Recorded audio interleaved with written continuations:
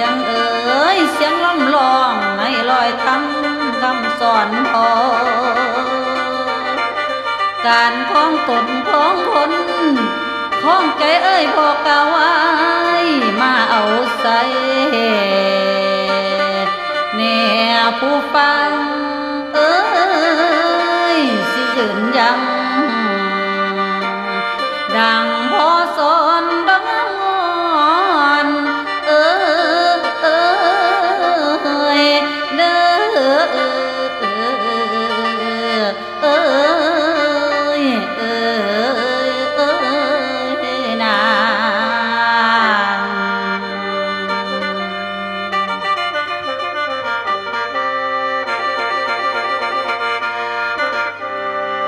บัดนี้ฟังเอาก่อนเด้อพี่น้องพลังแห่งจิตใจพระบ่หลงมาลาโจวาดพระพ่อเฮาเพิ่นสอนไว้ในพิธีเสด็จได้ไปในงานงามสง่าราชทานปริญญาสถาบันเลิศล้ำเอ้ยอยู่กรุงกวงนอกควงไทย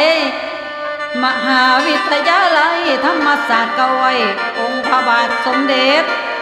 31 กรกฎาคมเนิ่นนานสา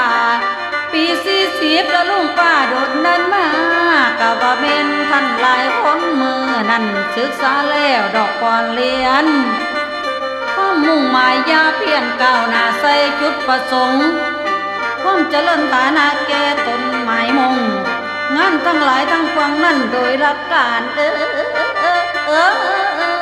สมัยใหม่ให้อาศัยปัจจัยพื้นฐานการประกอบไว้สองเรื่องอย่างแนว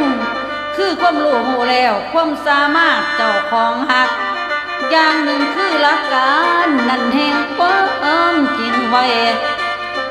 ปัจจัยสองก็คือให้งานใดๆผลสิแน่สำเร็จผลโนเท่ดีได้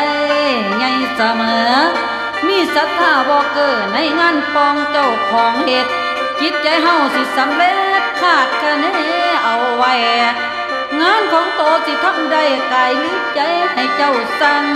ปฏิบัติอย่างยือศรัทธาสร้างนั่นอยู่ใน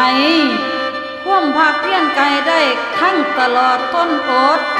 สิทำงานในงามหมดต่อกันเนาะไปได้เป็นพลังพาเสริมให้ดำเนินไปดันสู่อย่างมีประสิทธิภาพพร้อมให้ฟังไว้แม่ละสู่คนแม่ละสู่คน